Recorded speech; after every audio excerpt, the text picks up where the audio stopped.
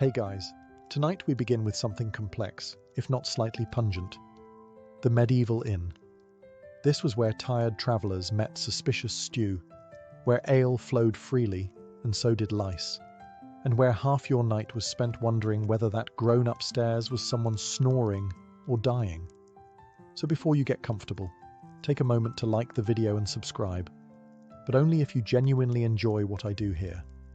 And let me know in the comments where you're tuning in from and what time it is for you. It's always fascinating to see who's joining us from around the world. Now, dim the lights, maybe turn on a fan for that soft background hum, and let's ease into tonight's journey together. It's not so much that the innkeeper wakes up, it's that he is awakened by the gentle sound of someone sneezing directly onto the floorboards below his room, followed by a groan, a crash, and the unmistakable clatter of a chicken escaping through the front door. Again, he opens one eye. It's still dark out, which means it's either too early or too late. There's no in-between in medieval timekeeping. He sits up slowly, as if peeling himself off a loaf of bread, and rubs the sleep from his face with a sleeve that once resembled linen, but now has the texture of a worn saddlebag. His bed isn't bad, just simple. A straw mattress, slightly slanted, with a blanket that smells faintly of garlic and last Tuesday's ale. Cozy, in the way a slightly damp cloak is cozy if you don't ask too many questions. He dresses in stages. First the tunic, then the trousers, then the belt, if he can find it. After a brief search, he locates it hanging on a peg behind the door, along with a spoon, a candle nub, and someone's sock. He doesn't ask whose. Asking questions before sunrise is a mistake. Downstairs, the common room is quiet, unnervingly so. There are signs of life: a tipped mug, a boot near the hearth, a man snoring under a table with the confidence of someone who's done this before. The innkeeper steps carefully around him. Waking guests too early often leads to awkward sword-point discussions. He stokes the hearth with a practiced flick of the poker. The goal is warmth, not a roaring blaze. Firewood is expensive, and the last time he got a real blaze going, someone tried to cook a goose on it, indoors, with feathers still on. As he sets a pot over the flames, ready to reheat whatever last night's stew has evolved into, he hears the distant bray of a mule and the clomp of early travellers arriving. He exhales. The inn isn't glamorous, but it's warm, it's busy, and most importantly, it's his. And just like that, the day begins. Again. Breakfast at the inn is less of a meal and more of a negotiation between what's edible and what's legally defensible. The innkeeper ladles a thick scoop of something into a pot over the hearth. It doesn't have a name, but it does have a smell, somewhere between boiled oats and a wet boot that's been thinking about cabbage. This is pottage, a medieval staple, not a recipe so much as a concept. Yesterday's pottage was made with barley and turnips. Today's includes those same turnips, now softer, and some mysterious bits from a goose that failed to escape last night. Add water, heat, repeat. It's like soup, if soup gave up halfway. The bread is present, hard as a roof tile and just as chewable. It's cut with care, mostly because the innkeeper doesn't want to break another knife on it. Guests chew it slowly, partly for digestion, partly because there's time to reflect on their life choices between bites. And the ale? Oh yes, breakfast beer. It's not a medieval cliché, it's a necessity. The water here is questionable. The milk is reserved for the Lord's barn cat, and tea is still a twinkle in some far-off merchant's eye. The ale is weak, but at least it's been boiled and filtered through sheer desperation. Even the children drink it, with supervision of course. This is a reputable establishment after all. By now, guests are drifting in one by one. The merchant with a coin purse clutched like a holy relic. The sleepy pilgrim, still clutching his walking stick and muttering about blisters. And, inevitably, the bard, who requests honey for his porridge, as though honey hasn't been locked in a chest for weeks. The barmaid, agile and immune to nonsense, moves between tables like a dancer who's had enough. She smiles at the patrons, refills mugs, and dodges unsolicited compliments with the grace of someone who has memorized every possible bad poem a drunk traveller can recite. By the end of breakfast, the inn smells like smoke, barley, and ambition. Empty bowls clatter onto tables, stomachs are fullish, spirits are lukewarm. It's not fine dining, but it's hot, it's filling, and nobody's died yet. Which, by medieval standards, is a triumph. If there's one thing a medieval inn doesn't need more of, it's people. Yet, by mid-morning, they begin to pour in, like pigeons with luggage, and about the same regard for personal hygiene. First through the door is a knight, or rather, someone claiming to be a knight. He has armour, yes, but it's mismatched, rusty, and held together with what looks like curtain rope. He demands a private room, despite having no coin, no manners, and the general scent of a horse that lost a bet. Behind him is a merchant's apprentice who talks like he owns a fleet of ships, but pays with buttons. He tries to haggle over a bowl of soup, as though this establishment offers Groupon deals. Then comes the bard. Every inn has one. He never actually pays, but insists that his songs are worth more than gold. They aren't. He carries a lute, 6 strings missing, and immediately launches into a mournful tune about lost love and goat theft. Nobody asked for this. A monk shuffles in next, nodding solemnly at everyone and blessing the furniture. He insists on fasting, loudly, while eyeing the bread. Within 10 minutes he's eating said bread, and explaining that technically, it's not a sin if the loaf was already broken. By noon, the inn is full of clashing personalities and overlapping smells. Someone is drying their socks near the hearth. Someone else is sharpening a knife for no clear reason. A child runs between tables, pursued by a goose with a grudge. In the corner, 2 travellers argue over who gets the only stool without a wobble. And overseeing it all is the innkeeper, calm as a monk on payday. He's seen it all before. He knows that by evening, someone will fall in love, someone will fall asleep in their soup, and someone will challenge a stool to a duel. Probably the bard again. He pours another mug, wipes the counter with a cloth that has seen better centuries, and gives a nod to the barmaid. A silent agreement that, despite everything, this place is still running. The guests may be unpredictable, loud, occasionally bleeding, but they're also what makes the inn an inn, and he wouldn't have it any other way, except quieter, and with fewer goose chases. If the inn has a soul, or at least a functioning brain, it's the barmaid. Her name is Marjorie. She's about 20, possibly 30, or maybe she just aged rapidly from exposure to travelling poets. No one knows for sure. What people do know is that the entire operation would collapse into a stew-soaked heap without her. She moves through the chaos with practiced precision, one hand balancing a tray of mugs, the other swatting a wandering hand that misjudged her patience. Her reflexes are faster than a ferret in a pantry. A drunken mercenary once tried to compliment her ankles, and woke up 2 days later with his boots nailed to the ceiling. Marjorie can take an order in 4 dialects, pour ale without spilling a drop, and insult a noble without technically committing treason. She's not rude, she's efficient. And in a building held together by splinters and half-promises, she is the only one with actual authority. She knows which travellers will pay in coin, and which will try to barter with seashells. She can sniff out a fake accent, a stolen ring, and a flirt disguised as a food complaint. The monk may mumble about sin, but even he knows. Marjorie is the patron saint of keeping things moving. Her day starts before dawn and ends long after the fire burns low.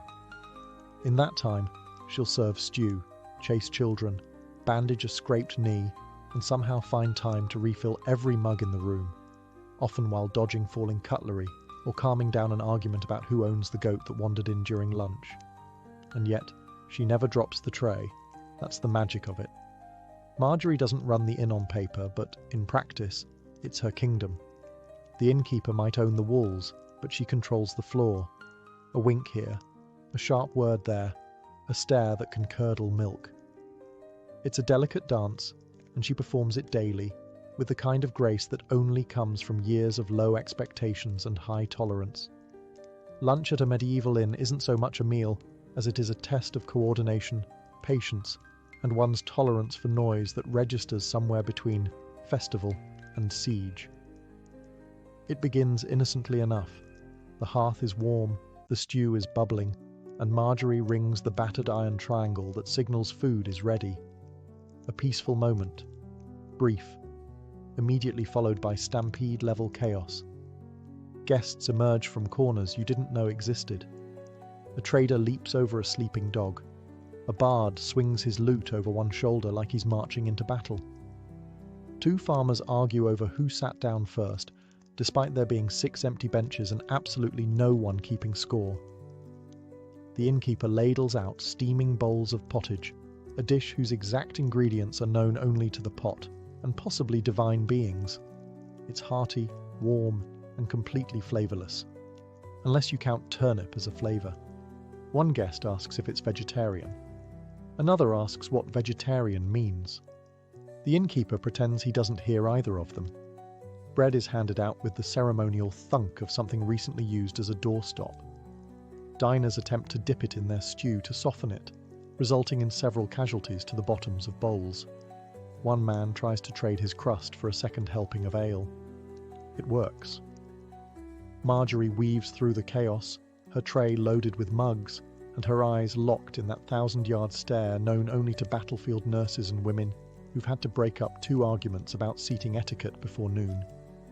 She doles out food, smiles, and issues warnings all at once, a one-woman performance that deserves a round of applause, but will settle for a full tip jar. Somewhere near the hearth, a pair of guards is trying to out-burp each other, while a suspiciously cheerful monk hums a hymn between mouthfuls. The goat has returned. Again. It seems to enjoy the company. Lunch lasts about an hour, at least according to the sun. Time inside the inn is measured by how long it takes for someone to spill ale on themselves, accuse someone else of cheating at dice, or attempt to sing with a mouthful of onion. And when it's over, there's silence. Brief, eerie, until someone drops a spoon and it all begins again. Lunch is over. The stew has been consumed. The bread has been gnawed. The goat has, once again, been escorted out with stern words and a broom. Now begins the part of the day innkeepers dread most, cleaning up after the guests who swore they were very tidy. To the untrained eye, it may look like a normal dining room in mild disarray. But to Marjorie and the innkeeper, it's a full-blown archaeological dig site, complete with mysterious stains, lost personal items, and a deeply unsettling amount of onion peels in places onions should never have been. The wooden tables are wiped down with a cloth that, much like the innkeeper, has seen too much. It doesn't clean so much as smear everything into a nice medieval glaze. The floors are swept, mostly by pushing things under benches and hoping gravity takes care of the rest. A boot is discovered under one of the stools. No one claims it. It's added to the growing pile behind the bar labelled "possibly belongs to someone." Marjorie starts collecting dishes with the speed and precision of someone who's done this every day for a decade and would very much like to stop. Guests who linger too long get the look, a glance so potent it once made a noble apologise and tip an entire silver coin. He was never seen again, but the story remains legend. The stew pot is scraped clean. Whatever remains is either fed to the pigs or quietly reincorporated into tomorrow's recipe. Waste not, want not, especially when nobody can tell the difference after the 3rd bowl. The innkeeper mutters something about washing the mugs, but everyone knows he'll just rinse them in the rain barrel and call it divine purification. There is a bucket for soaking, but it's mostly ceremonial at this point. As the final crumbs are brushed away, and the benches are set back in place, somehow always wobblier than before, the room starts to resemble an inn again, rather than the scene of a particularly well-fed riot. Marjorie takes a breath, straightens her apron, and prepares for the next wave. Because in a medieval inn, peace is never permanent. It's just the brief pause between one mess and the next. And somewhere, someone is already asking when supper will be ready. Just as the last bowl is stacked, the last spoon dried. Ish. and Marjorie dares to take a sip of leftover ale in peace. It happens. The door creaks open. New guests, fresh faces, fresh problems, and worst of all, questions. The first traveller steps in wearing an oversized cloak, a beard that could house several woodland creatures, and an expression that suggests he's about to review the place on parchment. He walks up to the bar and asks, "Do you serve almond milk?" The silence is immediate and total. Somewhere in the corner, a stool creaks under the weight of collective judgment. Behind him arrives a young couple, clearly not married, based on how closely they're standing and how determined they are not to touch, who ask if they can see the room first. Marjorie simply points upstairs. It's wooden, it has walls, it doesn't leak in summer. Usually. A third guest, covered in dust and self-importance, insists on knowing where the inn sources its candles, whether the stew is ethically prepared, and if the goat has been trained to stay outside. The goat, of course, enters at that exact moment and promptly sneezes on his boots. Then there's the bard, a different bard this time, who insists on paying with a song. He plucks his lute, hits 3 wrong notes in a row, and launches into a ballad about the lady and the leaky chamber pot. He is immediately asked to stop. Politely. With a broom. The innkeeper nods his way through every request, every complaint, and every mispronounced question about wine varieties. There's one wine, and it's reddish. He doesn't argue, he doesn't correct. He simply listens, smiles, and lets Marjorie handle it. Because if there's one thing that fills an inn faster than rain, it's travellers with opinions, and they never arrive quietly. By sundown, the common room is a patchwork of personalities. The quiet scribe in the corner, the arguing merchants near the fire, the bard on his second attempt at winning affection through volume, and the goat, now asleep under table 3. The innkeeper exhales. Another batch of guests, another round of small disasters waiting to unfold, and all of them somehow think they're the normal ones. Supper time arrives not with elegance but with noise, loud, overlapping noise. Chairs scrape, mugs clink. Someone coughs theatrically to hint that they've been waiting ages, even though they arrived 9 minutes ago and are still wearing their travelling cloak like it's a crown. Marjorie emerges from the kitchen holding a pot that's technically still warm and definitely still stew. The day's menu hasn't changed. It's still the inn's signature dish. Whatever was left from earlier, slightly reheated. It's served with a chunk of bread that could double as a blunt weapon and a side of commentary from the guests. "This stew tastes different than last night," one traveller says with suspicion. "It's the same stew," Marjorie replies without looking up. "Oh well, it's nice," they add quickly, now fearing for their cutlery privileges. The bard, who is still here somehow, offers to perform a song in honour of the meal. He gets through one verse before Marjorie places a ladle in his bowl with a little more enthusiasm than necessary. He gets the message. Over near the hearth, 2 merchants are having a lively debate about grain prices, which is somehow louder than the couple arguing about how many fleas they counted on the bed upstairs. The goat has returned. It is now under the table again, being quietly fed by a child who insists it's his emotional livestock. The stew is filling, the ale flows freely, which helps with how filling the stew is, and despite the occasional complaint about texture, temperature, or the existential ambiguity of the meat, everyone eats. The innkeeper stands behind the counter, polishing a mug that hasn't been truly clean since last harvest, watching his patrons with the expression of a man who has accepted his fate. He knows that in about an hour, someone will spill something. Someone else will fall asleep mid-sentence, and the bard will try again. He always tries again. But for now, the room is loud, messy, and very much alive, which is, if nothing else, a sign of success. Because in a medieval inn, supper doesn't need to be good. It just needs to arrive without catching fire. As the last spoon clinks against the bottom of a bowl, and guests begin to lean back with the satisfied groans of people who survived another round of stew, the real show begins. Evening entertainment, loosely defined. There is no scheduled program, no flyers, no host with a lute and a schedule. The evening simply unfolds the way all great performances do, with no structure, limited talent, and a strong chance of mild injury. The bard, of course, seizes the moment. He clears his throat dramatically, plucks 3 uncertain strings, and announces a ballad titled "The Fair Lady of Festerwell Who Married a Troll." Half the room cheers, the other half groans, the goat sneezes. His voice is enthusiastic. The lyrics rhyme occasionally. The innkeeper pours himself a mug of ale and drinks deeply, the way a man does when he knows there are still 6 verses to go, and at least one of them will involve sock theft.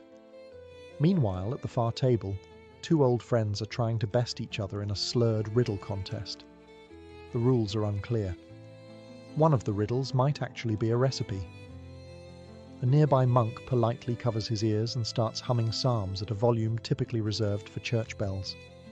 The dice come out next. Wooden, chipped, and possibly blessed, or cursed. Opinions vary. A small crowd gathers as bets are made using coins, buttons, a very old pair, and one man's left shoe. Nobody questions it. The pair's value is disputed. Marjorie circles the room like a falcon with excellent hearing. She's watching for trouble, spilled ale, and anyone who looks like they're about to stand on a table. She catches the bard mid-step, just as he tries to perform a dramatic gesture on a bench leg that clearly wasn't designed for theatre.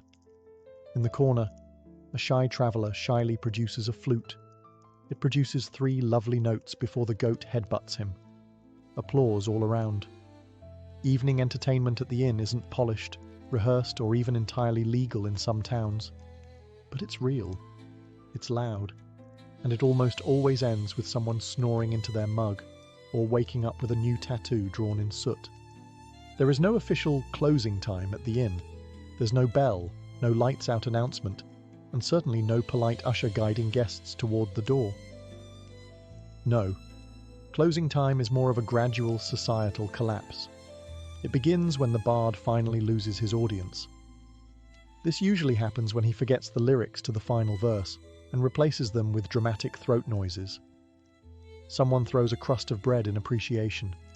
It's unclear whether it's applause or a bribe to stop. Next, a few patrons start to slump, not from ale necessarily, but from sheer caloric weight.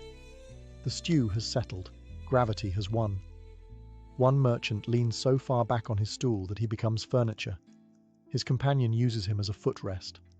Marjorie starts stacking empty mugs like she's building a small fortress. She doesn't say much, just raises one eyebrow, which in the language of innkeeping means wrap it up or start sweeping. There's always one guest who insists on ordering something after the hearth has gone dark. Tonight, it's a peddler who thinks a light snack means a full roast duck. He is given bread, a look, and a firm suggestion to chew slowly and sleep sooner. The goat, ever present, has curled up by the embers. It is technically not allowed indoors, but at this point, it's paid more attention during story hour than half the humans, so exceptions are made. The innkeeper begins his rounds. He pokes at the dying fire, checks that no one has passed out face down in the stew pot, again, and gently nudges a snoring traveller off a table and onto a bench. A professional move learned through years of subtle repositioning. One couple heads upstairs, bumping into every visible surface. They will, by morning, complain about the noise. The irony is noted and filed away for later passive-aggressive amusement. Eventually the room empties, not all at once, but in soft, wobbly waves, like a tide of cloaks, yawns, and the occasional hiccup. The chatter fades, the laughter dies down. The inn grows quiet. Sort of. A mug rolls off a table. Someone upstairs drops a boot. The goat sighs deeply. But for now, the worst of the day is over. The guests are asleep, or at least horizontal and no longer speaking. Climbing the stairs in a medieval inn is an act of faith. Not spiritual faith, structural. The steps creak, groan, and occasionally shift underfoot like they're considering early retirement. But for the weary traveller, upstairs means one thing: a place to collapse. The rooms vary. Some are private, if you're wealthy or convincingly loud about it. Most, however, are shared, dormitory-style arrangements where strangers sleep mere inches apart and everyone pretends not to hear anything. The beds are wooden frames stuffed with straw and dreams. Blankets, if you're lucky.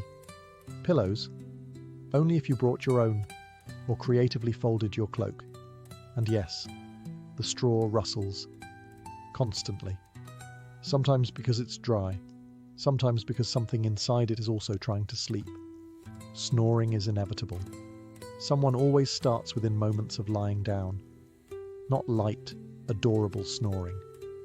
We're talking medieval snoring, the kind that echoes off wooden beams and makes you question if there's a wild boar in the rafters. One guest tosses in his sleep, another talks.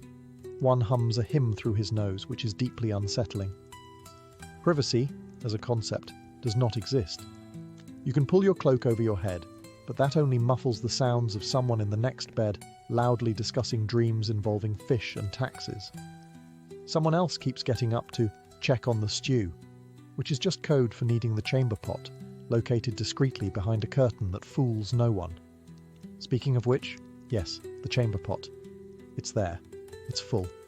It's everyone's problem. It's also someone's footrest until they realise their mistake too late. Occasionally, someone stumbles in after dark, unsure of which bed is theirs and prepared to argue about it. Arguments are brief, muffled by exhaustion, and typically settled by whoever has the larger boots or stronger odour. And yet, despite the noises, the smells, the suspicious straw, and the shared air, there's something oddly comforting about it. A dozen people, all from different places, sleeping under the same crooked beams, snoring in harmony. Upstairs isn't peaceful, but it's safe, warmish, and with luck, mostly free of goats, which at this hour of night counts as luxury. It's late. The fire has burned down to glowing embers. The common room is finally still, except for the occasional creak, the kind that makes you wonder if the building is settling, or if something alive is navigating the beams. Either way, it's time for the innkeeper's midnight patrol. This ritual isn't written anywhere, but every innkeeper knows it. It involves a candle stub, an exhausted sigh, and a silent prayer that no one has died, started a fire, or sleepwalked into the pantry again. The tour begins downstairs. The benches are mostly empty. The mugs are half drunk, half spilled, and possibly fermenting into something new. A spoon floats in the ale barrel. The innkeeper doesn't want to know how or why. He checks the doors, front and back, both bolted. Probably. Maybe. The front one tends to swing open during high winds or emotional conversations. He props a bucket in front of it just in case. Behind the counter, he counts the coins from the day's trade. Most of it is real currency. Some of it is buttons, carved bones, and, once again, that same old pair. He places it in the undecided value bowl. Next stop, upstairs. He tiptoes like a man sneaking through a nest of mildly drunk wolves. Each floorboard betrays him with a creak louder than the last. Behind one door, someone snores with conviction. Behind another, someone mumbles about taxes in their sleep. He peeks into the shared room, a sea of limbs and cloaks. One guest is sleeping upside down. Another has tucked themselves under the bed, like a human storage box. The chamber pot is full, as always. Then comes the weird part of the patrol. Things that shouldn't be moving. A broom has fallen over. Again. The candle flickers, despite no draft. He hears the unmistakable sound of a lute string being plucked, even though the bard went to bed 2 hours ago, or was tied to the wagon outside. Depends who you ask.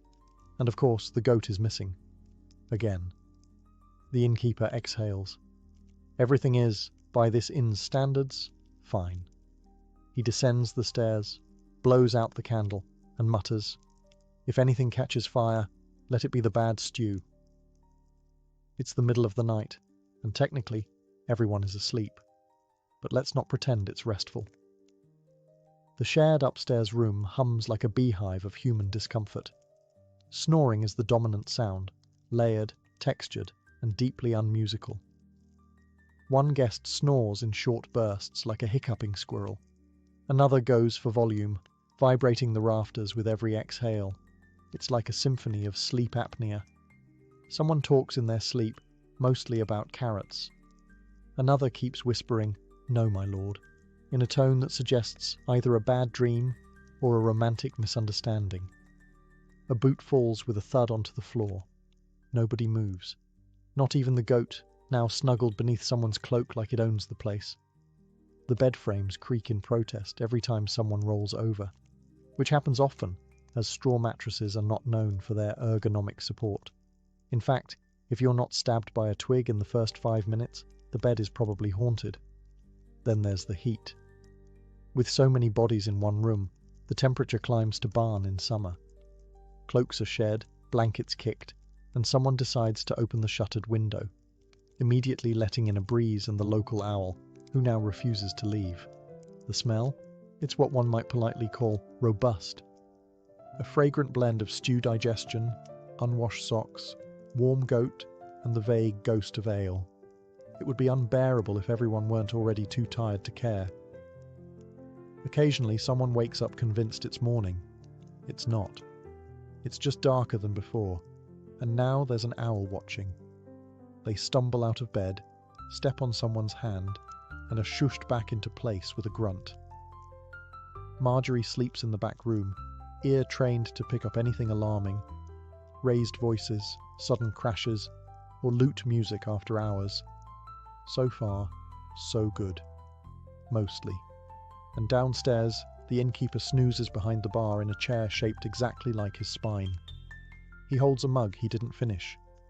He dreams of silence. He will not get it. Because in a medieval inn, sleep comes in short shifts, shared spaces, and suspicious warmth. But still, everyone's horizontal. That's considered victory. At the first hint of light, that faint, murky grey that could be dawn, or just an optimistic moon, the inn begins to stir, not gracefully, more like a barn full of animals that have realised someone forgot to lock the door. Feet hit the floor with varying degrees of commitment. Someone groans dramatically, as if waking up was unexpected and entirely unfair. Another guest immediately begins searching for their missing boot. It's on the hearth.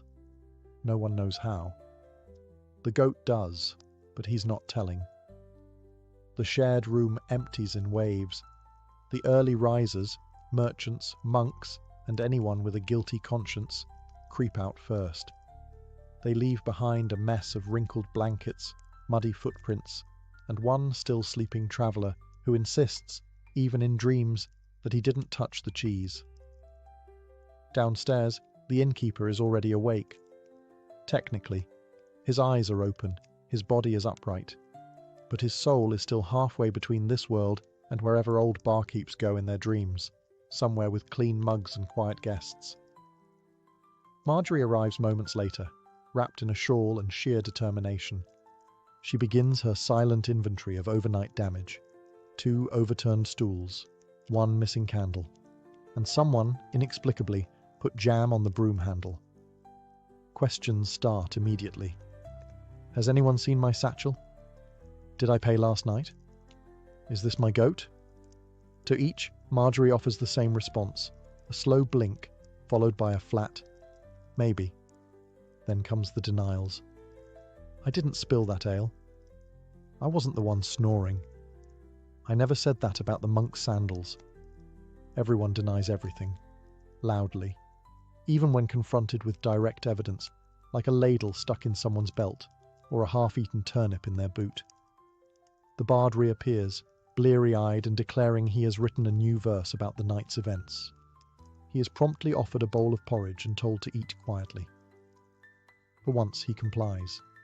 Breakfast is served, stew is reheated, ale is poured, life continues. By the time the sun fully rises, most guests have either paid or bartered their way out. Some leave sheepishly, others stride off proudly, convinced they were charming. But one truth remains. Nobody ever admits what happened after supper. The guests have trickled out, the goat has been escorted, again. and Marjorie is scraping something unidentifiable off a bench with the focus of a surgeon, and the face of a woman reconsidering every life choice that led her here. The common room is quiet now, not peaceful, just taking a breath. A few embers crackle in the hearth.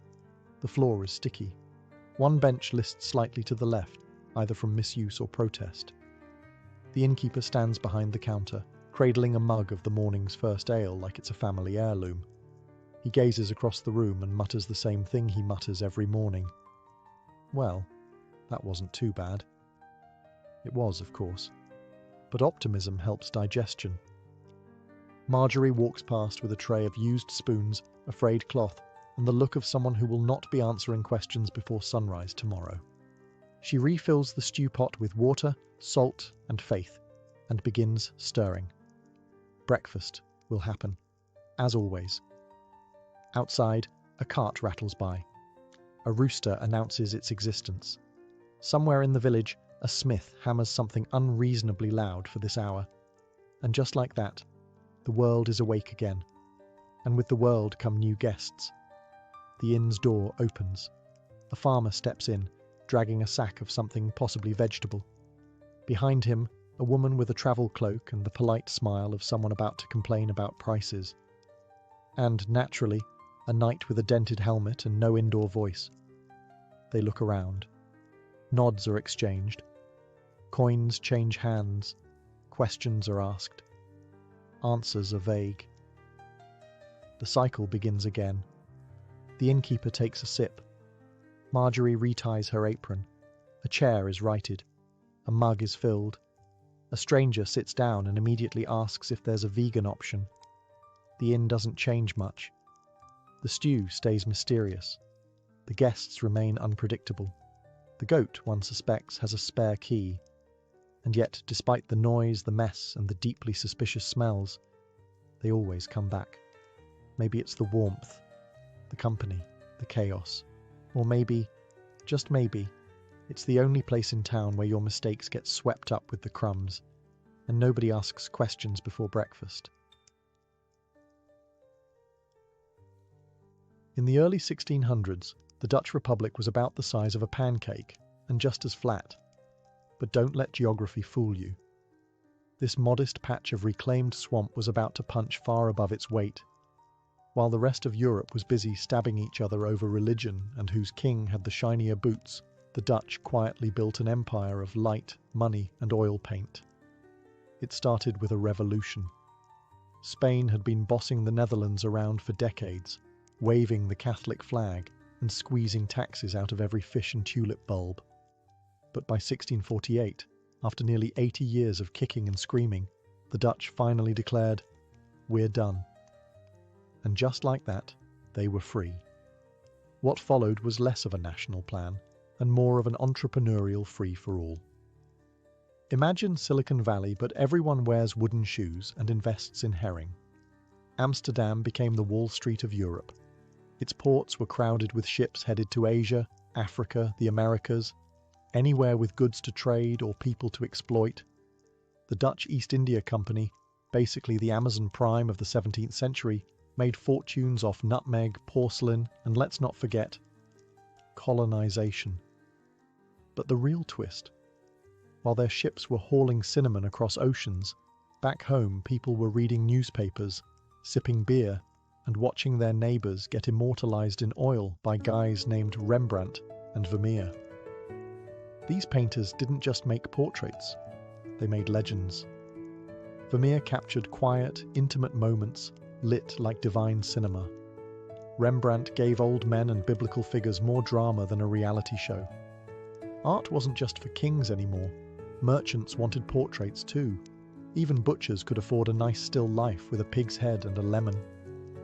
Tasteful. And then there were the tulips. Oh yes, the infamous tulip mania.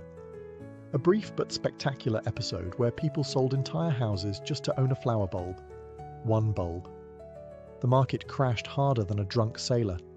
But by then, the Dutch had already established their reputation. Wildly successful, slightly unhinged, and never boring. So how did a tiny, damp republic become the envy of Europe? by mastering the sea, the stock market, and the self-portrait. And this was just the beginning. If the Dutch Golden Age had a beating heart, it wasn't in a palace or a parliament, it was in the docks. Rotterdam, Amsterdam, Hoorn, Delft. These weren't just cities. They were launch pads for global domination with sails and spreadsheets. While France was polishing its wigs and Spain was still counting its gold, the Dutch were busy inventing capitalism, one logbook at a time. Their secret weapon? The merchant fleet. At its peak, the Dutch had more ships than any other nation on earth, more than England, more than Spain, possibly more than common sense should allow. But these weren't just fishing boats with attitude. These were armed merchant ships, sleek and practical, loaded with cannon and cargo space. They carried everything: silk from China, spices from Indonesia, sugar from Brazil, and occasionally a cannonball to the face if pirates showed up. The Dutch East India Company, also known by its terrifying acronym VOC, was the world's first multinational corporation. Shareholders, stock markets, dividends. Yes, it was capitalism before it was cool, or even ethical. The VOC did whatever it took to protect profit. Fortresses, private armies, and let's not sugarcoat it, some rather ruthless colonial tactics. The spice trade wasn't just cutthroat, it was decapitation-friendly. And while the VOC was ruling the East, the West India Company was handling things in the Atlantic. Think sugar, rum, and slavery. The Dutch involvement in the transatlantic slave trade was not just incidental. It was systemic, calculated, and profitable.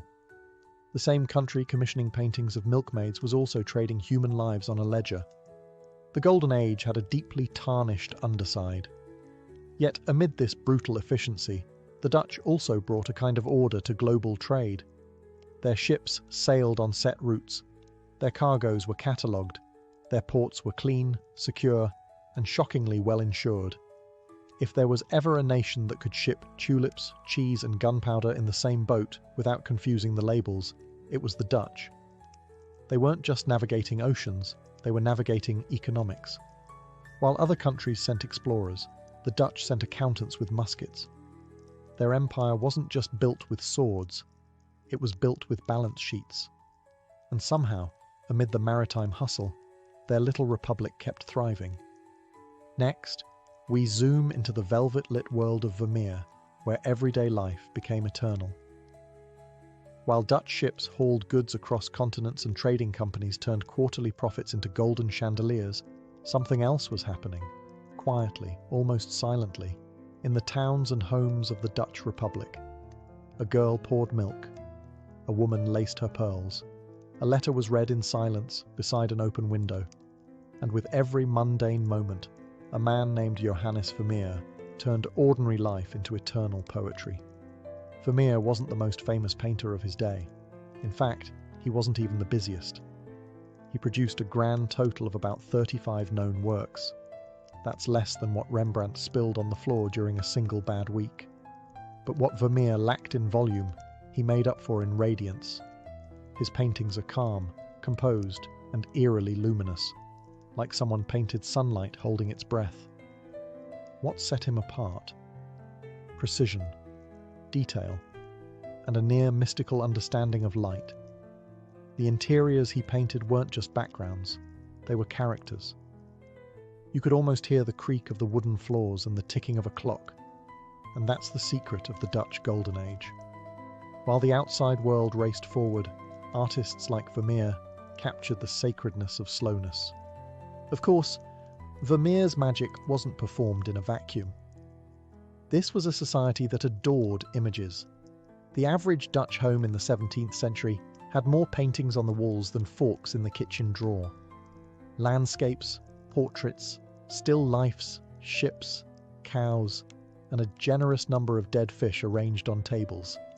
They loved it all. Why? Because this was a middle-class country. Merchants, bakers, and brewers had money and taste. They didn't want cherubs floating in clouds. They wanted something that looked like their world, but slightly better lit, and the painters delivered. Dutch art became an industry, fast, detailed, and refreshingly local. But back to Vermeer. His works weren't flashy or political. They didn't shout. They whispered. And in those whispers were volumes about intimacy, solitude, and the quiet drama of domestic life. He painted what was often overlooked and made it unforgettable. In the next chapter, we'll step out of these golden lit rooms and into the streets of a booming republic. Because outside Vermeer's windows, an economic experiment was brewing that would both dazzle and implode. The infamous tulip mania. Picture this. You walk into a pub in 1636. You're just a regular Dutch citizen, maybe a baker or a cheese merchant. A man next to you offers to sell you a tulip bulb. Not a bouquet, just one bulb. The price? The same as your house. And the crazy part? You consider it. Welcome to tulip mania, the fever dream of early capitalism and possibly the world's first recorded financial bubble. The Dutch didn't invent flowers, of course, but they perfected the art of monetizing them. Tulips, especially the rare striped varieties caused by a virus that oddly made them more desirable, became status symbols. Owning a unique tulip bulb was like driving a Ferrari today, except you had to dig it out of the dirt and hope no one accidentally made soup out of it. At first, it was just wealthy collectors dabbling, but soon everyone wanted in. Farmers, barbers, chimney sweeps. If you could hold a coin and had a pulse, you were speculating in tulips. Entire savings were spent. Futures contracts were created. People traded rights to bulbs that hadn't even bloomed yet. It wasn't about flowers anymore. It was about flipping a promise before the petal ever showed. For a brief, dazzling moment, tulips were the Bitcoin of the 17th century. Then came the crash. One February day in 1637, people stopped buying. Maybe they blinked and realized they were mortgaging homes for plants. Maybe someone actually saw a tulip and thought, wait, that's it? Prices collapsed. Fortunes vanished. And suddenly, that one bulb you paid the price of a canal house for, worthless. You might as well plant it and try to enjoy the view. Strangely enough, the Dutch economy didn't fully collapse with the tulip market. It was embarrassing, yes. There were lawsuits. There were public sermons about greed and vanity. But the Republic shrugged, dusted off its doublets, and moved on. It wasn't their last brush with speculative mania, just the prettiest one. Tulip mania became a moral tale about hubris, irrational markets, and the human tendency to chase beauty until it bites. But while the bulbs rotted, the Dutch spirit didn't. Because just around the corner, the Republic was building a cultural empire on books, maps, and ideas. And that's where we head next. While tulips were being traded like gold, and Vermeer was busy painting women doing very quiet things near windows, something else was quietly blossoming in the Dutch Republic. The mind. The Dutch didn't just ship goods, they shipped ideas. And in the 17th century, that was dangerous business. Let's start with printing presses. At a time when publishing the wrong opinion in, say, Spain could get you neatly burned at the stake, the Netherlands became a haven for writers, philosophers, and rebels with quills. The Dutch had a relatively tolerant attitude toward free thought, at least as long as it didn't mess with trade. Which meant books flowed out of Amsterdam like wine at a merchant banquet. Ideas banned elsewhere found safe harbour here. Descartes wrote and published in the Netherlands. Baruch Spinoza, the excommunicated Jewish philosopher who suggested that maybe God wasn't an old man in the sky, but something more like reality itself, lived and thought here in relative peace, until he became too radical even for the radicals. Universities like Leiden and Utrecht became intellectual magnets. Students from across Europe came to study everything from law and medicine to the latest theories in optics and anatomy. And because this was the Dutch, they studied in buildings clean enough to eat off and catalogued their knowledge with terrifying precision. Cartography also thrived. Dutch mapmakers like Joan Bleu were not just sketching coastlines, they were redrawing the European imagination. Their atlases were masterpieces, decorative, wildly inaccurate in parts, but astonishingly detailed for their time.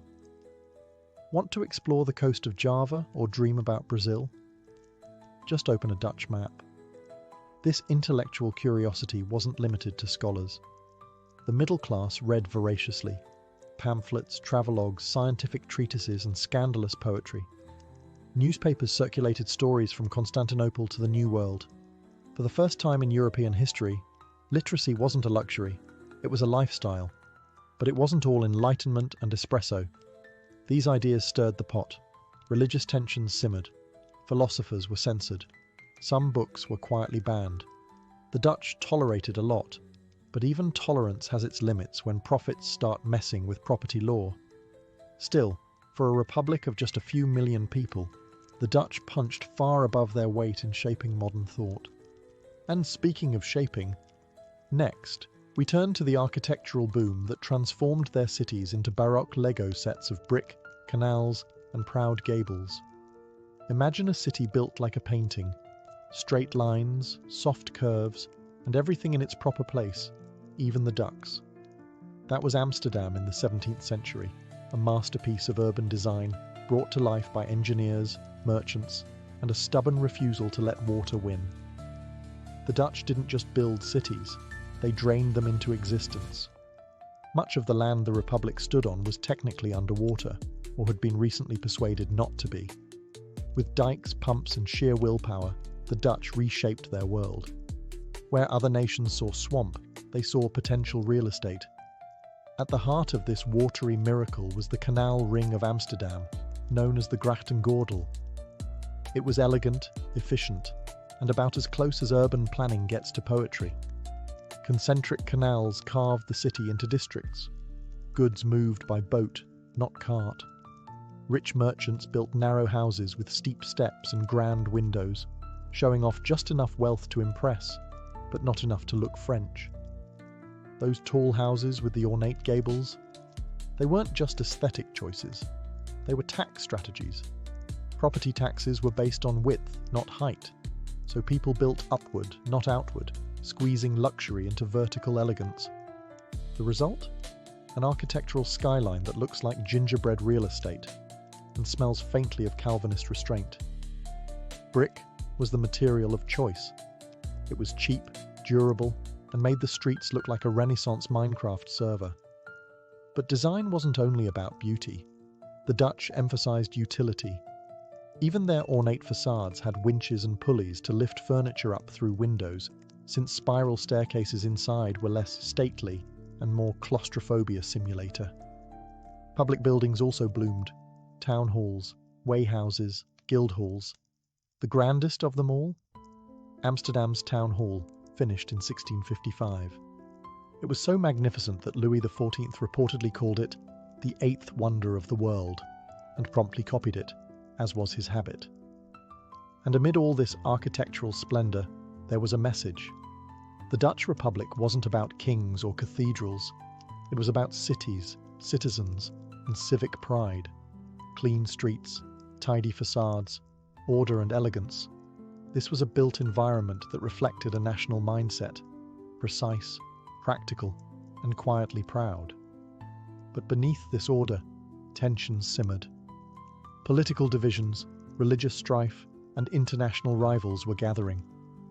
In the next chapter, we dive into the conflicts, internal and external, that would test the very seams of this golden republic. For all its brilliance, the Dutch Golden Age wasn't some utopia of harmony and polite cheese tasting. Behind the tulips and oil paintings lay a republic built on tension, political, religious, and increasingly military. First, the politics. The Dutch Republic wasn't really a republic in the modern sense. It was a jigsaw puzzle of provinces, each jealously guarding its rights like a toddler hoarding snacks. The real power lay with the wealthy merchant class in cities like Amsterdam and Leiden. These men weren't nobles, but they had the money to pretend. At the top of the political pyramid was the stadtholder, usually from the House of Orange, a military leader with just enough power to make everyone nervous. Think of him as a monarch with a disclaimer. Some provinces liked him, others liked him less. The result? A constant tug-of-war between centralized leadership and provincial independence. A sort of political group project, where half the group wants to fire the leader and the other half is the leader's cousin. Religiously, the Dutch had technically broken with Catholicism, but that didn't mean unity. The Calvinists were in charge, and they weren't exactly famous for their open-mindedness. Other Protestants, Jews, and Catholics were tolerated-ish, as long as they didn't cause a fuss, build big churches, or throw parades. Publicly, everything was orderly. Privately, it was tense. Internationally, the Dutch were suddenly a major power, and the old guard didn't like that. The English, once their Protestant pals, now saw them as economic rivals. Cue the Anglo-Dutch Wars, a series of naval brawls where both sides lost ships, pride, and occasionally their tempers. The Dutch held their own thanks to admirals like Michiel de Ruyter, who was equal parts pirate, strategist, and national hero. He once sailed up the Thames and stole the English flagship for fun. But warfare is expensive. Maintaining fleets, defending trade routes, and bribing neighbours not to attack. All this added strain to a delicate system. And while the Dutch could juggle commerce, culture, and colonies, they couldn't juggle forever. The cracks in the Golden Age had begun to show, not in the art or the architecture, but in the very system that built it. Next, we'll visit the twilight of this era and ask, how does a Golden Age end? With a crash? A war? Or simply a yawn from history? Golden Ages don't typically end with explosions. More often they fade, quietly, awkwardly, like a party where the best guests have already left and someone just knocked over the wine. The Dutch Republic in the late 1600s wasn't collapsing. It was sighing. The signs were subtle at first. Trade remained strong, but competitors were catching up. The English and French were getting better at naval warfare, and even better at copying Dutch business models. The English created their own East India Company, threw in some colonial ambition, and added the one thing the Dutch didn't have, a monarchy with a flair for self-promotion. Meanwhile, France under Louis XIV had grown aggressive. Very aggressive. He wasn't content with Versailles and fancy shoes. He wanted borders, power, and maybe a few Dutch cities while he was at it. The resulting wars were brutal and expensive. The Dutch won a few, lost a few more, and bled money throughout. Domestically, the Republic had another problem: boredom.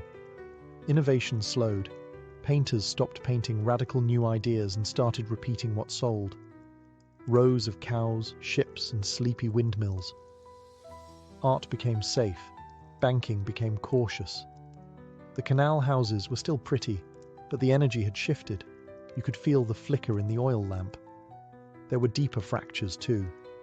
The divide between the House of Orange and the Republican regents deepened. The middle class, once the engine of prosperity, began to stagnate. Tensions brewed between old money and new ambition. And most importantly, young Dutch people stopped believing they were at the centre of the world. Because they weren't anymore.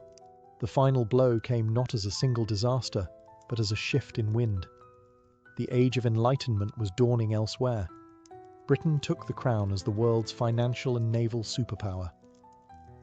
France stole the stage in art and science, until the guillotine got involved, and the Dutch, once the marvel of Europe, found themselves quietly edged out of the spotlight. But the legacy of the Dutch Golden Age never disappeared. It lived on in libraries, in galleries, in legal codes, in shipping routes. The world they helped shape didn't forget them. They just stopped being the main character. Next, in our final chapter, we explore the lasting impact of this remarkable era and how a tiny republic changed the course of the modern world.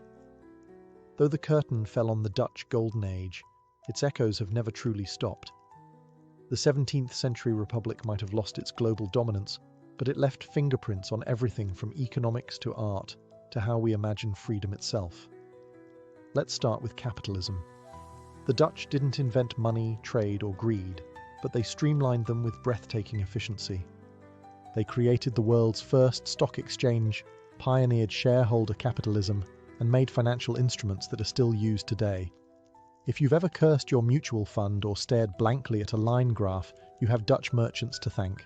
They also revolutionized global commerce, not just through ships, but through systems. Insurance, record-keeping, double-entry bookkeeping, all sharpened to near perfection in Amsterdam. And while they certainly weren't saints, hello, colonialism, they were logistical geniuses. They made trade scalable, predictable, global. In the arts, their influence is immortal.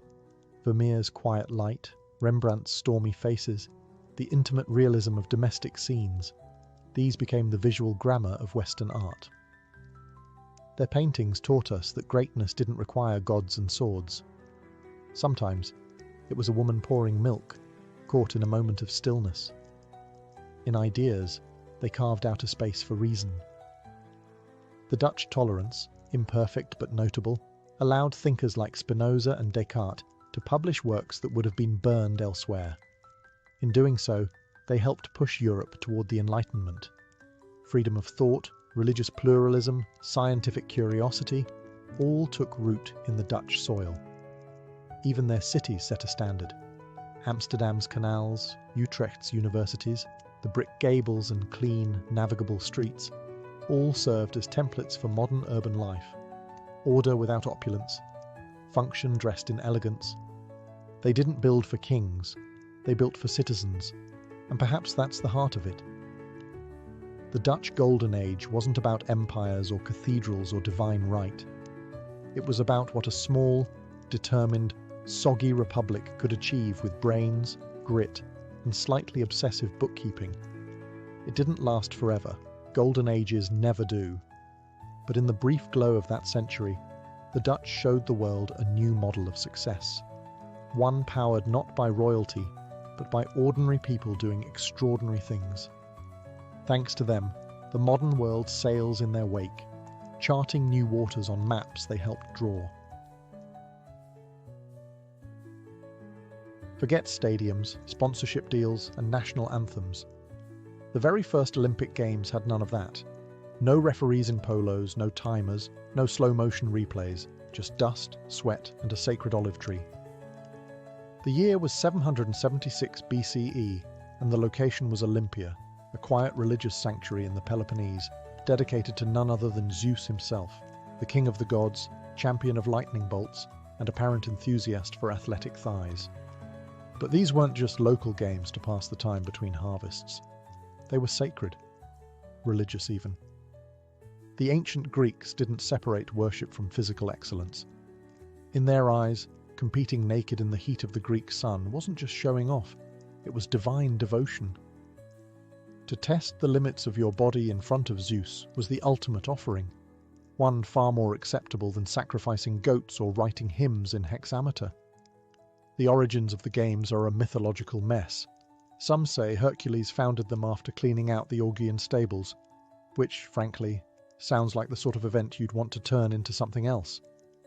Others say King Pelops, yes, the same guy with the cursed descendants, started them after winning a chariot race. But whatever the story, by 776 BCE the games were official, recorded, and already prestigious. The first recorded event? The Stadion, a short foot race, roughly 600 feet long, or one stade. The only known victor that year was a cook named Koroibos of Elis. That's right, the first Olympic champion was a guy who probably trained by running between kitchens and slicing goat meat. He didn't get a trophy. He got an olive wreath, eternal glory, and the right to have poems written about his thighs. All competitors were Greek, male, and citizens. No women allowed to compete or even watch, unless they were priestesses. Married women caught sneaking in risked being hurled off a cliff, which feels a bit extreme, even by ancient standards. But despite the simplicity, the stakes were enormous. To win in Olympia wasn't just a personal triumph, it brought glory to your polis, your city-state. You were no longer just a man, you were a hero, and heroes, in ancient Greece, lived forever. The first Olympic Games may have started with a single foot race, but things escalated quickly. What began as one guy sprinting 600 feet turned into a sprawling schedule of events that tested every aspect of the male body: speed, strength, balance, and how well you could fight someone half covered in olive oil. Let's begin with the basics: running. After the stadion, more races were added. The Diolos was essentially the ancient 400-metre dash, one length of the track there, one back. Then came the Dolichos, a long-distance race that could last up to 24 laps. That's over 5 kilometres, in the Greek summer sun, naked.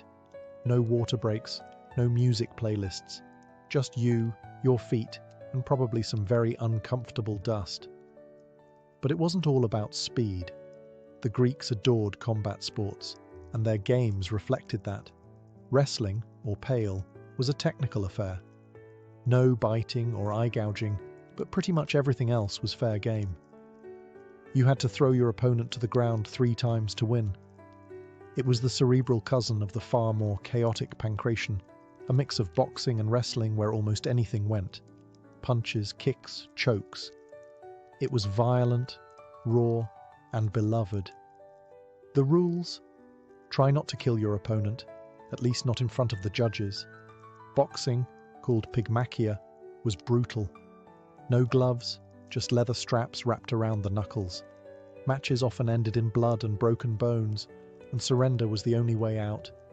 It was less float like a butterfly, and more survive with your teeth. Then there was the pentathlon, a 5-event spectacle for the ultimate all-rounder. It included running, wrestling, long jump, javelin, and discus. The long jump was done with weights called halteres, supposedly to add momentum, which sounds more like a tripping hazard than an athletic boost. And finally, chariot racing. Held in the hippodrome, it was fast, dangerous, and occasionally fatal. The interesting twist? The owners of the horses won the prize, not the drivers. So, some aristocrat could pay a stable boy to risk his life for glory and still take home the olive wreath. Classic. Each event pushed men to their limits, and sometimes past them. But they weren't competing for gold or money. They were chasing something even more valuable in ancient Greece: kleos, eternal fame. To the ancient Greeks, the Olympic Games weren't just about flexing your glistening biceps in front of the crowd. They were, first and foremost, an act of worship.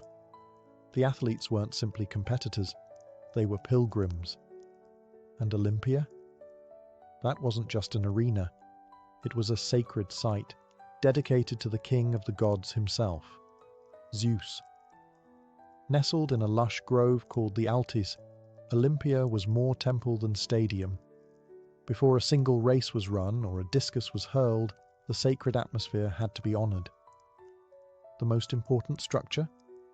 The Temple of Zeus, a colossal Doric masterpiece that once housed a gigantic ivory and gold statue of the god, sculpted by Phidias.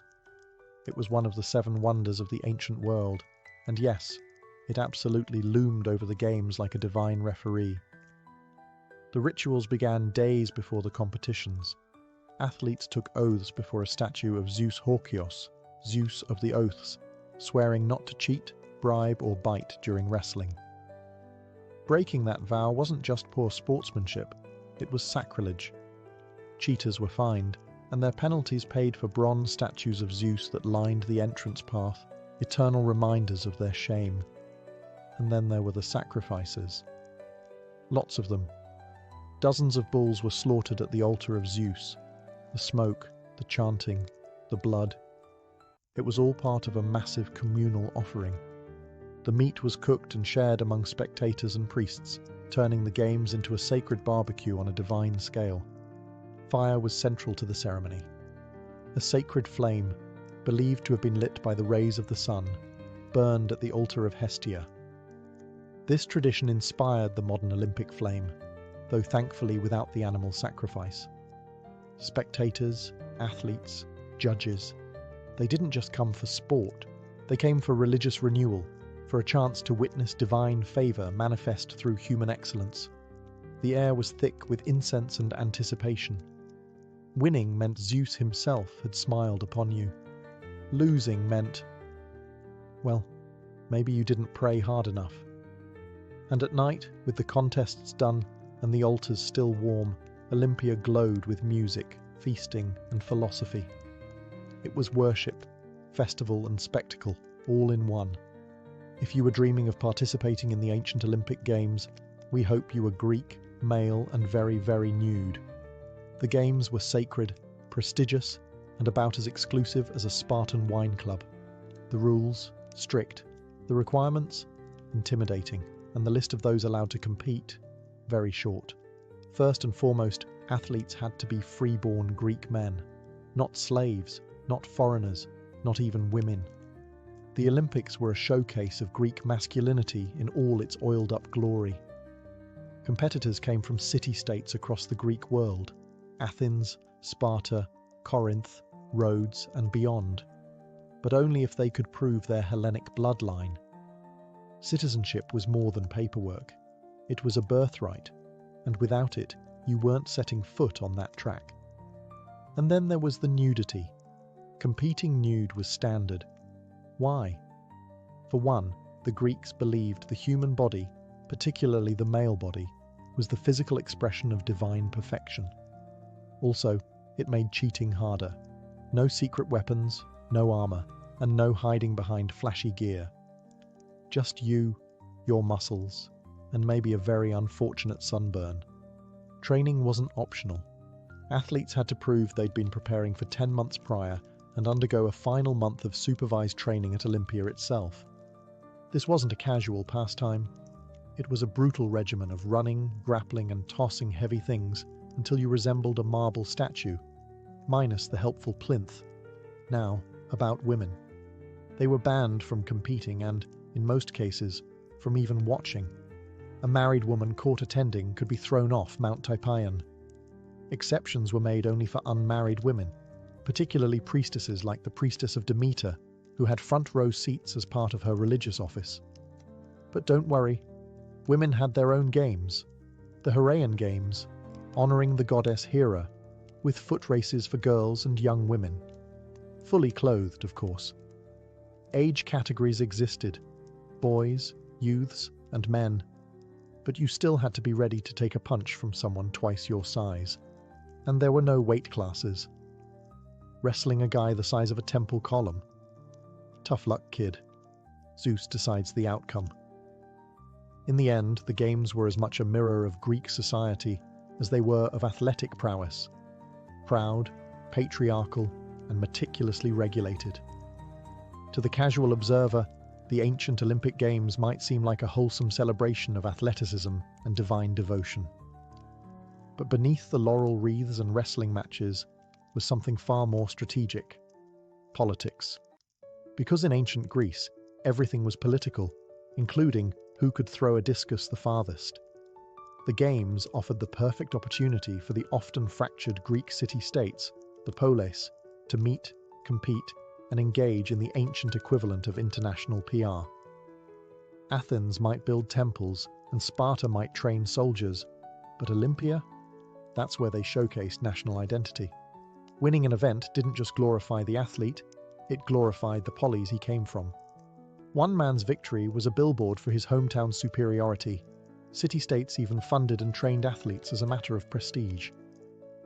These weren't amateurs jogging in from the olive grove. They were finely tuned instruments of civic propaganda. Victories were immortalized in poems, statues, and elaborate public ceremonies. Entire cities would give free meals for life to Olympic victors, because nothing says, "You represent our greatness," like unlimited wine and lamb chops. But the Olympics weren't just for flexing muscles, they were for flexing alliances. Political leaders used the Games as a diplomatic platform. Treaties were discussed, marriages were negotiated, even military campaigns were timed around the sacred truce that accompanied the Games. Ah yes, the Olympic truce, or ekacheria. This was a formal agreement that all Greek states would cease hostilities during the Games, so athletes and spectators could travel safely to Olympia. In theory, it was a moment of pan-Hellenic peace. In reality, it was more of a polite suggestion. Some wars did pause, others simply ignored the memo. Sparta naturally, was banned from the Games at least once for being too war-happy. Monuments and dedications at Olympia were also politically charged. Cities that won battles or gained wealth often built treasuries or statues to flaunt their success. The sanctuary became a kind of ancient leaderboard, a literal arms race in marble. Even cheating had political consequences. If an athlete was caught bribing an opponent or falsifying citizenship, their city's reputation suffered. And in the high-stakes world of Greek rivalry, that was nearly as bad as losing a war. Becoming an Olympic athlete in ancient Greece wasn't a matter of signing up and hoping for the best. It was a brutal, lifelong commitment. Equal parts devotion, self-denial, and a surprising amount of sand in your undercarriage. You didn't just show up at Olympia ready to run, you had to prove it. And before you even got close to the track, you were expected to survive months of punishing preparation. Athletes trained at the gymnasium, a Greek institution that was part fitness center, part temple, and part philosophy class. The word gymnasium literally means place to be naked, which tells you most of what you need to know. Training was conducted in the nude, not for shock value, but because the Greeks believed in celebrating the human form as a vessel of divine strength. Each city had its own gymnasia, but serious Olympic hopefuls travelled to Elis, the city that administered the Games. There, under the watchful eyes of officials and trainers, they endured a mandatory 30-day trial before the Olympics. No distractions, no wine, no excuses, just relentless exercise and a diet that would make modern athletes weep. Barley bread, figs, cheese, and lots of olive oil, rubbed on the body, not eaten. The trainers, called paidiatribes, weren't gentle. They pushed their athletes through wrestling drills, sprinting routines, javelin throws, and strength exercises. The Greeks had no patience for slackers. If you couldn't keep up, you were out. And they meant it. Judges actually disqualified contestants before the Games even started if they didn't meet the physical standard. Discipline was everything. No gym memberships, no protein shakes, no fans cheering you on from Instagram. Just the grind. Ancient athletes endured punishing heat, strict diets, and grueling repetition, all for a fleeting moment of glory, and maybe a lifetime of free meals if they won. And it wasn't just about the body. The ideal athlete was expected to have a sound mind too. Gymnasia were also places of learning, where future champions discussed philosophy, ethics, and the meaning of arete, excellence in all things. To compete in Olympia was to pursue perfection, not just victory, not just strength, but to become something closer to the gods. The sun rises over Olympia. The air is thick with incense, sweat, and anticipation. For 5 days, the sacred sanctuary becomes the epicenter of the Greek world. Pilgrims, poets, merchants, politicians, and pickpockets all converge for the spectacle. Today is not a normal day. Today, the gods are watching. The opening procession is a blend of ceremony and flexing. Athletes, stripped bare and shining with olive oil, march in a line. Spectators cheer, city-states wave banners, and judges, called the Hellenodikai, look on with expressions that say, "We will disqualify you for blinking funny." The crowd is massive. Tens of thousands cram into the stadium, sitting on stone or dirt embankments, shaded only by the occasional olive tree and a well-placed sun hat. There are no tickets, no assigned seats, and no bathrooms worth mentioning. What there is, however, is noise, lots of it. Shouts of support, jeers at rivals, vendors hawking wine and honey cakes, and philosophers grumbling about the decline of morals. Then the trumpet blares. The events begin. Runners launch from their marks with no starting pistol, just a loud shout and the tension of 1,000 eyes. Wrestlers grapple in the sand, slipping in the oil and kicking up dust. Chariots race dangerously around hairpin turns in the hippodrome, where crashes are frequent and occasionally fatal. And the pancration? That's where things get downright primal, choking, twisting, punching, all in front of Zeus. Winners are crowned immediately after their events with an olive wreath from the sacred tree of Olympia. No medals, no podiums, just a loop of branches and the roar of the crowd. But the glory? Eternal. Victors are celebrated like war heroes back home. Their names are etched in stone, their likeness carved in marble. And if they're lucky, a poet like Pindar will immortalize their deeds in verse. Long, dramatic, and extremely flattering verse. And through it all, the divine presence lingers. Offerings are made. Bulls are sacrificed. The gods are thanked. Because every leap, throw, and sprint isn't just for fame. It's an offering, a prayer made with muscle and grit. The games are over. The dust settles. The crowds pack up their amphorae and head home. But for a select few, those crowned with an olive wreath, life is never the same again. In ancient Greece, Olympic victory wasn't just an athletic achievement. It was a full-blown life upgrade. Winning in Olympia meant you didn't just beat other men, you had pleased the gods. And that kind of divine favour came with serious perks. Victors returned to their polis as heroes. Statues were raised in their honour. Poets sang their praises in verses so flowery they could outshine the gardens of Aphrodite. Some cities gave their champions front-row seats at public events. Others offered free meals for life, a far better prize than a medal, especially in a world where dinner wasn't guaranteed. Wealthy patrons lined up to sponsor you. Families arranged better marriage prospects. Children were taught your name in school. And if you were from a small town, you might find your face carved on local coinage, your abs immortalized in bronze. But with fame came expectation. Olympic victors weren't allowed to vanish into obscurity. They became symbols, living proof of a city's greatness. Some were sent on diplomatic missions, others recruited as generals. Their bodies had earned glory, and now their names had to carry it. Of course, not everyone handled the spotlight well. Some athletes grew arrogant. One famously tried to dedicate a statue to himself and the gods, only for the people to quietly change the inscription. Others tried to cheat in later games, thinking their reputation would protect them. Spoiler: it didn't. Those caught bribing opponents or lying about their citizenship were fined, humiliated, and sometimes had their names wiped from records. But for the honest few, the reward was kleos, immortal fame. In Greek culture, kleos was the golden ticket. The chance to be remembered not just by your children or your city, but by history itself. If you died young, your name lived on. If you lived long, you became a mentor, a legend, maybe even a myth. And that's what made the Olympic Games more than sport. They were a forge for legacy. For over 1,000 years, the Olympic Games blazed like a sacred flame, held every 4 years without fail, even through wars and plagues. From 776 BCE onward, generation after generation of Greeks gathered at Olympia to honour the gods, chase glory, and maybe throw a javelin farther than anyone else. But even sacred traditions aren't immune to time. By the 4th century CE, the Roman Empire had swallowed the Greek world.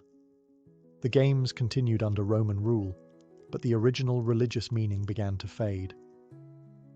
Romans enjoyed the spectacle, gladiators, chariots, public blood sports, but the idea of sport as divine devotion didn't translate as well when your emperor thought he was a god. Then came a final blow. In 393 CE, Emperor Theodosius III, recently converted to Christianity, banned all pagan festivals. That included the Olympics. After more than a millennium, the torch was snuffed out. The temples of Olympia were left to crumble. Earthquakes and floods buried what was once the heart of the Greek world. The sanctuary fell silent. For centuries, the games lived only in legend. Their stories passed down through ancient texts, admired by scholars, but viewed as a relic of a vanished world. Until, in the 19th century, that old flame flickered back to life. Inspired by the spirit of ancient Greece and a newfound obsession with classical antiquity, a Frenchman named Baron Pierre de Coubertin decided it was time to bring the games back. not in a ruined temple under olive trees, but as a modern international competition. And so, in 1896, the modern Olympic Games were born in Athens, fittingly in the very land where they began. Today's games are bigger, louder, and significantly more clothed, but echoes of the original still remain. The 4-year cycle, the sacred torch, lit at Olympia, the ideals of excellence, honor, and unity, and the pursuit of something greater than victory, immortality through achievement. From nude runners in dusty fields to televised gymnastics and synchronized swimming, the Olympic journey has never been linear, but it's always been human, messy, glorious, and ever-evolving. And it all began with a cook named Koroibos, a foot race, and a wreath of olive leaves beneath the gaze of Zeus. The year was 1791, and the United States was less a country and more a very expensive experiment. The revolution had been won, but the war had left behind a mountainous debt. The fledgling government, operating under the shiny new constitution, was broke, and the question on everyone's mind was, who's going to pay for this? Enter Alexander Hamilton, the nation's first Secretary of the Treasury, who didn't just love strong financial systems, he worshipped them. Hamilton believed the key to national strength lay in federal authority and sound fiscal policy. His plan? Consolidate state debts under the federal government, establish a national bank, and, here's the kicker, raise revenue through taxes. And not just any taxes, a federal excise tax on distilled spirits, better known as the whiskey tax. To Hamilton, it made perfect sense. Whiskey was widely produced, widely consumed, and, let's be honest, drank like water in many parts of the country, especially on the frontier where clean water wasn't always guaranteed. Taxing whiskey was like taxing sunshine. You could count on it. But out on the western frontier, particularly in western Pennsylvania, farmers had other ideas. Many small-scale farmers didn't just drink whiskey, they made it. They turned excess grain into liquor because it was easier to transport, preserved well, and could be used like currency. Whiskey was liquid gold, literally. And now, the federal government was reaching deep into their pockets to take a cut. Worse yet, the tax disproportionately hit small distillers, the very people scraping by with homegrown copper stills and a handful of corn. Large producers could pay a flat fee. Small farmers, they had to pay per gallon, and that felt like punishment by the bottle. To these men, this wasn't just a tax, it was a betrayal. The revolution had been fought over taxation without representation, and here was a distant government in Philadelphia telling them how to run their stills. Some called it tyranny, others called it familiar. The seeds of rebellion were planted, not in the halls of Congress, but in log cabins and backwoods taverns, where the talk turned from frustration to defiance, and all over whiskey. To understand why Western farmers exploded over a whiskey tax, you have to understand the frontier mindset. Life west of the Alleghenies wasn't just hard, it was practically medieval. Roads were muddy trails, news took weeks to travel, and government was a rumour from a far-off land called Philadelphia. The whiskey still in the barn wasn't just a hobby, it was survival. Whiskey wasn't merely a drink, it was a currency, a commodity, and a cultural cornerstone. A gallon of corn whiskey could buy nails, pay wages, or trade for a pig. Taxing it felt like taxing breath itself. And the federal excise tax. It hit small producers hardest, those who couldn't afford the lump sum flat fee large distillers paid. Instead, they were taxed by the gallon, down to the last drop. So farmers resisted, not with paperwork, but with pitchforks and muskets. At first it was low-key civil disobedience. Tax collectors were ignored, forms were left unfiled. But then came the intimidation. Officials trying to enforce the tax found themselves on the wrong end of tar barrels and angry mobs. In western Pennsylvania, resistance turned especially fierce. Collectors were harassed, threatened, or outright attacked. One was stripped, whipped, and left in the woods with feathers in his hair, a frontier fashion statement with a clear message: go home. The federal courts issued subpoenas. no one showed. Marshals tried to deliver them. Locals ran them off. By 1793, it wasn't a protest anymore. It was open non-compliance, spreading across counties like spilled mash. What made it worse? Most of these people had fought in the Revolution.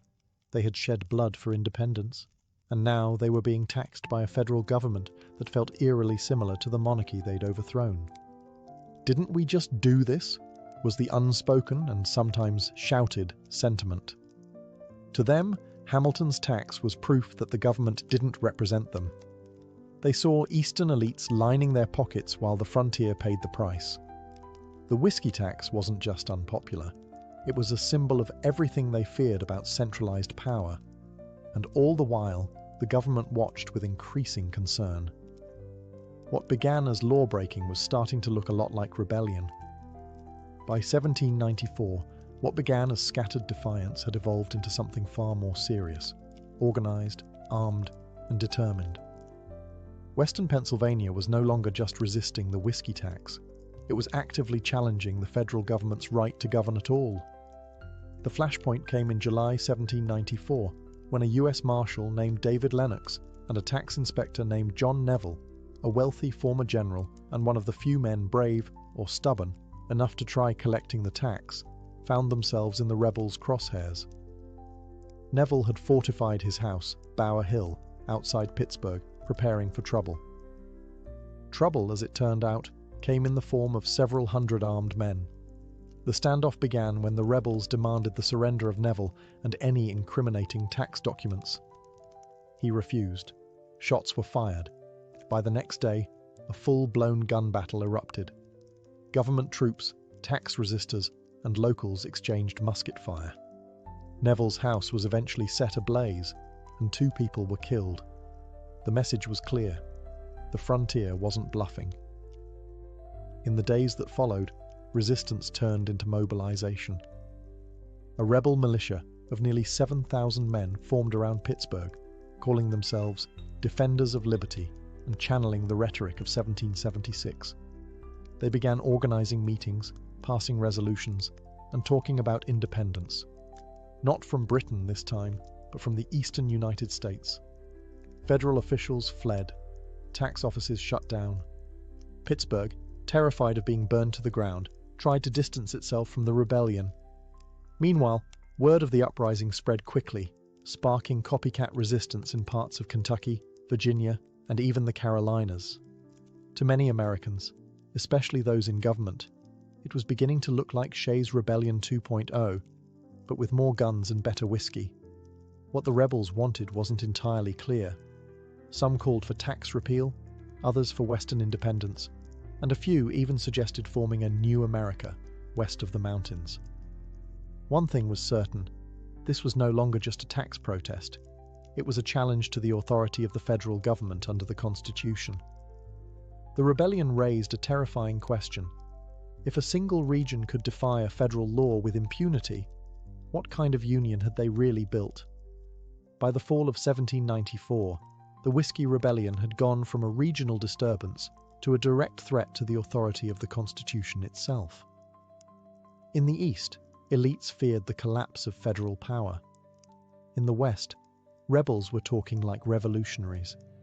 And in the middle stood President George Washington, watching his carefully stitched republic begin to unravel at the seams. This was no ordinary law and order situation. It was the first real test of federal authority under the new Constitution. Washington understood what was at stake. If the rebellion succeeded, or if it went unpunished, it would send a clear message. The federal government could be ignored, defied, and embarrassed. So he made a decision that stunned the young nation. He would lead the army himself. Washington became, and remains, the only sitting US president to personally command troops in the field. For a man who had once stepped down from power after the Revolution, this wasn't ego, it was necessity. He wanted to show that the Constitution wasn't just parchment, it had muscle. With Hamilton by his side, and acting as his ever-enthusiastic second-in-command, Washington mobilized a massive force of nearly 13,000 troops, larger than the entire Continental Army at its peak. Militiamen from New Jersey, Pennsylvania, Maryland, and Virginia assembled like it was 1776 all over again. Except this time, they weren't fighting the British. They were heading west to face their own countrymen. Washington rode out in full military uniform, grim and deliberate. His presence was meant to intimidate, and it did. As the army marched westward, the rebels began to scatter. Many had assumed the government would stay in Philadelphia and argue over letters. They hadn't expected muskets, drums, and a president on horseback. By the time the Federal Army reached western Pennsylvania, most of the rebellion had dissolved. Leaders vanished. Local support evaporated. The show of force had worked. But Washington didn't want blood. Once the region was secured, he handed command over to General Light Horse Harry Lee and returned to Philadelphia. His point had been made. The government could, and would, defend its laws. When Washington's army arrived in western Pennsylvania, they didn't find a battlefield. They found silence. The rebel militias had mostly vanished into the hills, and towns that once brimmed with fiery anti-tax sentiment now greeted federal troops with suspiciously polite smiles. The rebellion hadn't ended in bloodshed. It had ended in a retreat. But justice still had to be served, at least symbolically. Over 150 suspected rebels were arrested, many of them more confused than combative. Some were rounded up for simply being in the wrong tavern at the wrong time. The federal government wanted to show it meant business, but it also needed to avoid looking like a tyrant cracking down on poor farmers. It was a delicate balance. In the end, only 2 men were convicted of treason. Both had participated in the attack on Neville's estate at Bower Hill, and were found guilty under the newly minted US laws. And then, in a twist that perfectly captured the political complexity of the moment, Washington pardoned both of them. Why? Because Washington knew something most revolutionaries turned presidents must eventually learn. Sometimes unity matters more than punishment. He had made his point. The law had been defended. The Constitution had held firm. Executing a couple of whiskey rebels might have turned them into martyrs, or worse, reignited the flames of resistance. Instead, Washington extended mercy. It was calculated, yes, but also characteristic of his leadership style. Firm in principle, restrained in action. His goal wasn't vengeance, it was precedent. And that precedent was crystal clear. The federal government had the right to tax and the power to enforce. For the first time since the Constitution was ratified, the central authority had faced a challenge and passed the test. Barely. But not everyone saw it that way. For some in the frontier regions, the rebellion confirmed their worst fears, that the federal government cared more about eastern elites than western farmers, that Hamilton's financial schemes served bankers, not barrel makers, that maybe, just maybe, the revolution had been for nothing. Still, the rebellion faded. The tax remained, at least for a while. But its legacy would ripple through American politics for decades. The muskets were quiet. The rebels had dispersed. But politically, the real battle was just beginning. The Whiskey Rebellion didn't just test federal authority, it exposed deep fractures in the new republic's identity. And at the center of this divide were 2 towering figures with wildly different visions for America: Alexander Hamilton and Thomas Jefferson. Hamilton, the architect of the whiskey tax, saw the rebellion as proof that a strong central government was not only necessary, but essential to national survival. His ideal America was industrial, urban, financially stable, and respected abroad. The show of force in Pennsylvania was, to him, a victory for order, a win for rule of law. But Jefferson? He saw something entirely different. Jefferson, then Secretary of State, was appalled, not by the rebellion, but by Washington and Hamilton's military response. To Jefferson and his growing base of agrarian supporters, the government had looked more like an empire than a republic. Sending 13,000 troops to confront angry farmers over a liquor tax? That wasn't enforcement, it was intimidation. He feared that Hamilton's vision would create a nation run by bankers, merchants and elites, the very types who had lounged in London parlours while colonists fought at Bunker Hill. Jefferson's America was rural, decentralised, and rooted in the virtues of the independent farmer. The Whiskey Rebellion became political ammunition. Jefferson and James Madison began organising opposition to Hamilton's Federalist policies. Their movement, soon to be known as the Democratic Republicans, framed themselves as the protectors of liberty, the Constitution, and the common man. The Federalists, in turn, painted Jefferson's camp as mob sympathisers who'd turn America into France during the Reign of Terror. The rebellion, in other words, helped crystallise what had only been simmering before: America's first political parties. Lines were drawn. Newspapers took sides. The whiskey tax debate became shorthand for a larger struggle between centralised power and local autonomy, between elite control and populist resistance. So while the rebellion was crushed militarily, it lived on politically. It became a story both sides would retell in very different ways. The Whiskey Rebellion may have fizzled on the battlefield, but in the political arena, it lit a fire that would smoulder for generations. It wasn't just about whiskey or taxes anymore. It became a symbol, and like most symbols, it was wielded differently depending on who was doing the wielding. For Federalists, the rebellion was proof that the new Constitution worked. After the chaos of the Articles of Confederation, where rebellion had gone unanswered and the government could barely afford ink, this time was different. The law was challenged, and the law responded.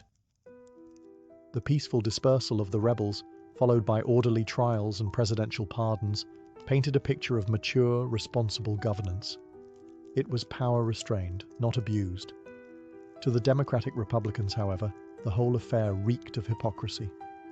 The revolution had been fought over taxation without representation, and now a federal government, dominated by Eastern elites, had marched an army across the Appalachians to crush a protest by poor farmers. It felt less like unity and more like occupation. To them, the rebellion symbolized a government that had forgotten its roots. This ideological tug-of-war spilled into public discourse. Newspapers ran fiery editorials. Political clubs debated the meaning of liberty. Was the rebellion a dangerous echo of mob rule, or a desperate cry for fairness from the margins of the Republic? Even the word rebellion became contested. Federalists insisted it was a treasonous insurrection. Democratic Republicans called it civil disobedience. In time, the events of 1794 became less about what happened and more about what it meant. And looming over all of it was the Constitution itself. The Whiskey Rebellion was the first moment the federal government tested its new legal framework against real resistance, and survived. It proved that the balance of federal and state power was not just theoretical. It could be enforced. But it also highlighted a reality the founders couldn't ignore. Not everyone experienced the Constitution the same way. For the elites in Philadelphia, it was protection. For the farmers of Western Pennsylvania, it was intrusion. After the smoke cleared and Washington's army marched home, the frontier returned to its usual rhythm of hard labor, hard weather, and hard liquor. The rebellion was over, at least officially, but the echoes didn't fade quickly, and neither did the resentment. Though the federal government had made its point, enforcement of the whiskey tax remained a mess. Collectors were still afraid to show their faces in the western counties. Revenue was minimal. In some regions, the tax was still completely ignored. The law existed on paper, but not in practice. And that was the irony. After all the drama, the military show of force, and the high-minded speeches about national authority, the whiskey tax barely worked. Even Alexander Hamilton, the policy's architect, began to realize it wasn't worth the cost. It had created massive political backlash, helped birth an opposition party, and stirred up anti-federal sentiment that would haunt the Federalists for years. All for a tax that didn't even bring in much revenue. Not exactly a win. Meanwhile, public opinion was shifting. The frontier wasn't just some backwoods outlier. It was growing fast. More settlers were heading west. the idea of a centralized government taxing frontier livelihoods began to seem less like governance and more like a grudge. When Thomas Jefferson won the presidency in 1800, ushering in the first peaceful transfer of power between rival political parties, he brought with him a very different philosophy. Where Hamilton had sought to build federal strength, Jefferson wanted to minimize government intrusion, especially on small farmers. And one of his first acts as president? Repealing the whiskey tax. By 1802, it was gone. Just like that, the controversial tax that had sparked rebellion, shaped early political identity, and sent George Washington riding into battle, disappeared quietly with a few strokes of a pen. No riots, no flames, just a quiet admission that sometimes power isn't worth the fight. The law had held, yes, but the people had spoken too. And for all its symbolism, the whiskey tax ultimately proved how fragile federal authority could be when it ignored the lives of those on the margins.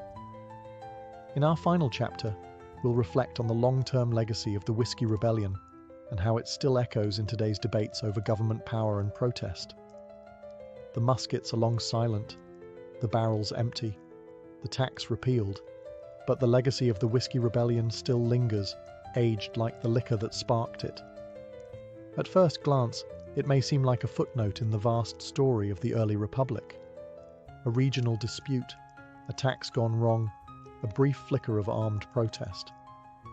But look closer, and you'll see a moment that encapsulates a profound national dilemma. Who holds power, and how far will people go to resist it? The rebellion forced the country to answer uncomfortable questions. Could the federal government enforce its laws? Yes. But would doing so fracture the very unity it sought to preserve? Also, yes. It highlighted the delicate balance between law and liberty, and showed that a republic doesn't run on paper alone. It runs on perception, participation, and trust. Washington's decision to ride out with the army wasn't just a flex. It was an act of symbolism, a demonstration that the Constitution was more than ink and ideals.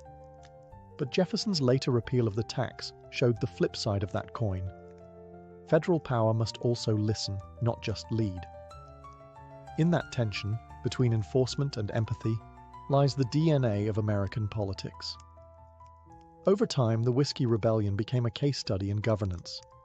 Scholars cite it when discussing federal authority, the limits of protest, or the birth of American political parties. And modern debates about taxation, rural disenfranchisement, and federal overreach, they echo this story with eerie familiarity. Even culturally, the rebellion remains potent. It's the only time a sitting US president led troops in the field. It sparked political movements, shifted national dialogue, and challenged the boundaries of dissent in a young democracy. In many ways, the rebellion wasn't about whiskey at all. It was about who gets heard when the government makes decisions that affect everyday lives. Today, the story of the Whiskey Rebellion serves as both warning and reminder that even in a democracy, laws must earn their legitimacy and power must be wielded with care. The line between governance and provocation is razor thin, and sometimes it runs straight through a glass of corn mash.